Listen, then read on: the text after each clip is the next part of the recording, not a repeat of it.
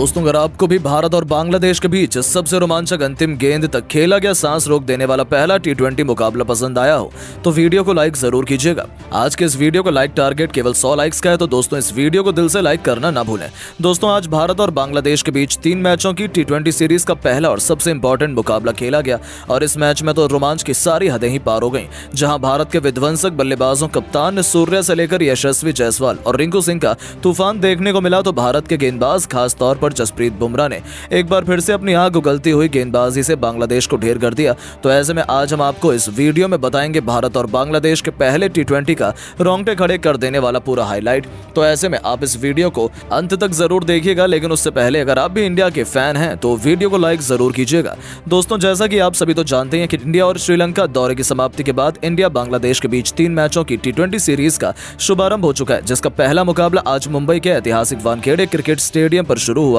यहां बांग्लादेश के कप्तान नजमुल हुसैन संतो ने टॉस जीतकर पहले बल्लेबाजी करने का फैसला चुना और यहां जब बांग्लादेश की टीम बल्लेबाजी करने के लिए उतरी तो हमेशा की तरह उनके लिए पारी की शुरुआत लिटन दास के साथ तंजीद हसन की खतरनाक जोड़ी मैदान में आई, जहां दोनों बल्लेबाजों से उम्मीद तो यही लग रही थी कि पहले विकेट के लिए बड़ी साझेदारी देखने के लिए मिले, लेकिन दोस्तों जहां पर तंजीद हसन के रूप में पहला बड़ा झटका बांग्लादेश की टीम को जसप्रीत बुमराह ने दिया, जहां पहला बड़ा झटका लगने के बाद फिर बल्लेबाजी करने के लिए उतरे खुद कप्तान नजमुल हुसैन संतो, जहां लिटन दास और संतो मिलकर साझेदारी को आगे बढ़ा पाते। उससे पहले लिटन को 7वें ओवर की दूसरी गेंद पर रियान पराग ने बोल्ड कर दिया और यहां लिटन 20 रन बनाकर ही आउट हुए। अब ये 2 बड़े झटके लग जाने के बाद बांग्लादेश की पूरी टीम लड़खड़ा गई। ऐसा लग रहा था कि आज के मुकाबले में बांग्लादेश की टीम ज्यादा से ज्यादा भारत के आगे 120 या 100 रन ही बना पाएगी।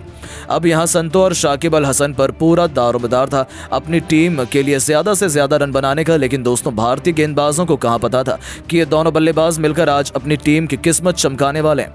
जी हां दोस्तों, हुआ ये कि संतो ने ताबड़तोड़ बल्लेबाजी अपने जैसी जारी रखी, उसी तरह का ढंग शाकिब ने भी दिखाया, जहां दोनों बल्लेबाजों ने मात्र 37 गेंदों में ही 72 रन की साझेदारी कर डाली थी।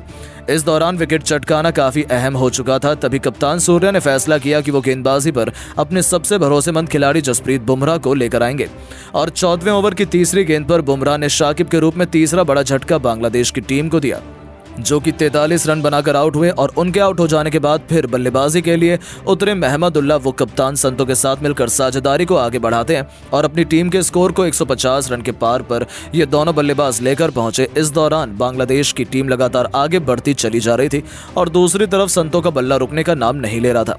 उन्होंने मात्र 34 गेंदों में ही भारत के खिलाफ 74 रन ठोक डाले थे। अब यहां से मैच पूरी तरह से फंस चुका था, तभी अर्शदीप ने आकर 17वें ओवर में संतो का विकेट गिराया, जो कि 74 रन बनाकर इस मुकाबले में आउट हुए और संतो का विकेट गिर जाने के बाद भारतीय टीम को चैन की सांस आई, लेकिन महमदुल्लाह के साथ ही बल्लेबाजों के साथ मिलकर अपनी टीम को 200 के पार पहुंचाया। इस दौरान महमदुल्लाह ने जहां 53 रन बनाए और बांग्लादेश की टीम 20 ओवर में 6 विकेट के नुकसान पर भारत के खिलाफ 223 रन बनाने में कामयाब रही और इस दौरान भारत के लिए सबसे ज्यादा 4 विकेट जसप्रीत बुमराह के नाम रहे, तो वहीं एक विकेट अर्शदीप सिंह और रियान पराग के नाम रहे।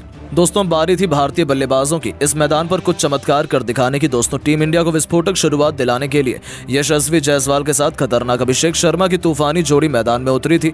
ऐसा लगा था कि ये दोनों खिलाड़ी टीम इंडिया को ताबड़तोड़ शुरुआत दिलाएंगे, लेकिन अभिषेक शर्मा इस मुकाबले में एक बार फिर जल्दबाजी कर बैठे। वो गेंदबाज के बिछाए जाल में फंस गए और फील्डर को अपना आसान सा कैच देकर इस खिलाड़ी को पवेलियन लौटना पड़ा। हालांकि उन्होंने शुरुआत तो शानदार की थी, लेकिन फिर भी वो इस मैच में केवल 9 रन बनाकर पवेलियन लौट गए।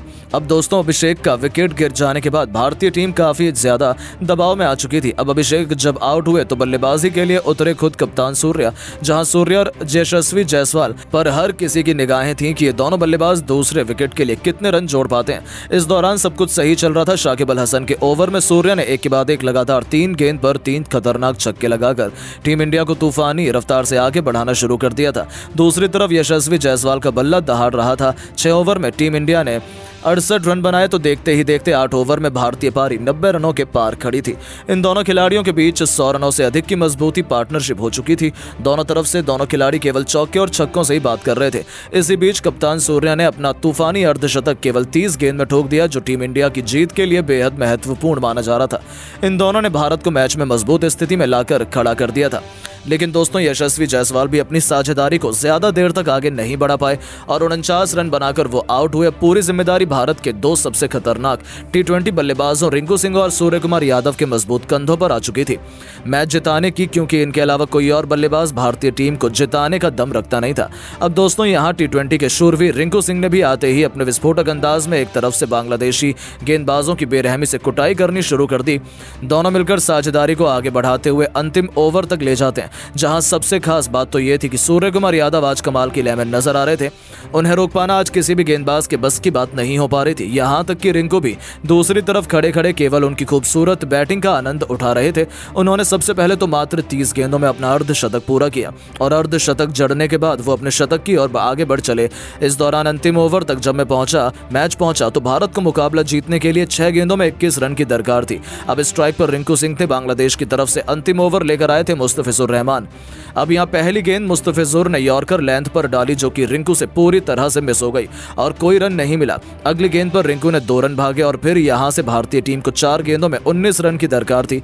रिंकू अभी भी स्ट्राइक पर मौजूद थे और दोस्तों रिंकू शॉट लगाने की कोशिश तो बहुत कर रहे थे, लेकिन उनके बल्ले पर गेंद टच ही नहीं हो रही थी, जिसके चलते यहां बांग्लादेश की टीम पूरी तरह से फुल फॉर्म में थी कि वही इस मुकाबले को जीतेंगे। लेकिन दोस्तों जैसे तैसे करके तीसरी गेंद को लेग साइड की तरफ खेलकर रिंकू ने 1 रन भाग लिया और अब स्ट्राइक पर आ गए हमारे सबसे बेस्ट अभी तक के फिनिशर खुद कप्तान सूर्या, जहां सूर्या को 3 गेंदों पर 3 तूफानी छक्के लगाने थे और तभी भारत की टीम मुकाबला जीत पाती, क्योंकि 3 गेंदों पर 18 रन भारत को चाहिए थे।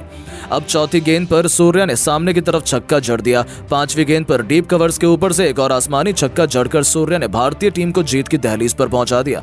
अब एक गेंद शेष मात्र बची हुई थी और मैच जीतने के लिए 6 रन चाहिए थे। सूर्या बखूबी जानते थे कि मुस्तफिजुर वाइड यॉर्कर लेंथ डालने की कोशिश करेंगे और इसीलिए सूर्या ने पहले से ही अपना आंखें जमा रखी थी और अपने बल्ले का परफेक्ट स्विंग दिखाते हुए उन्होंने डीप मिड विकेट के ऊपर से महेंद्र सिंह धोनी के अंदाज में मैच विनिंग 6 ठोक दिया, जिसके चलते भारतीय टीम के होनहार बल्लेबाज सूर्या ने इस दौरान अपना शतक तो पूरा किया ही साथ 110 रन की उन्होंने पारी खेली और अपने शतक के साथ उन्होंने भारतीय टीम को मैच भी जिताया। बाकी इस मुकाबले में रिंकू के बल्ले से 35 रन निकले। हालांकि दोस्तों हम आपको बता दें कि भारत और बांग्लादेश के बीच खेला गया ये पहले टी20 से ठीक पहले अभ्यास सत्र का मुकाबला था, जिसमें भारतीय टीम की जीत हुई। बाकी अब आप सभी की क्या राय है भारतीय टीम की ऐसी बल्लेबाजी और गेंदबाजी को देख लेने के बाद, और आप टीम इंडिया को 10 में से कितने नंबर देना चाहेंगे? अपनी राय नीचे कमेंट करके जरूर बताएं। दोस्तों अगर आप भी रिंकू सिंह और सूर्य कुमार यादव को खतरनाक खिलाड़ी मानते हैं तो इस वीडियो को लाइक जरूर कीजिएगा। दोस्तों मुंबई के वानखेड़े में पहले टी20 में भी आई घमंडी बांग्लादेश की शामत। कप्तान सूर्या ने चौक के छक्कों की झड़ी लगाते हुए तूफानी शतक ठोक रचा इतिहास, तो रिंकू ने अपने खौफनाक छक्कों से मचाई ऐसी तबाही, पल भर में तहस नहस कर दिया बांग्लादेश का गेंदबाजी क्रम।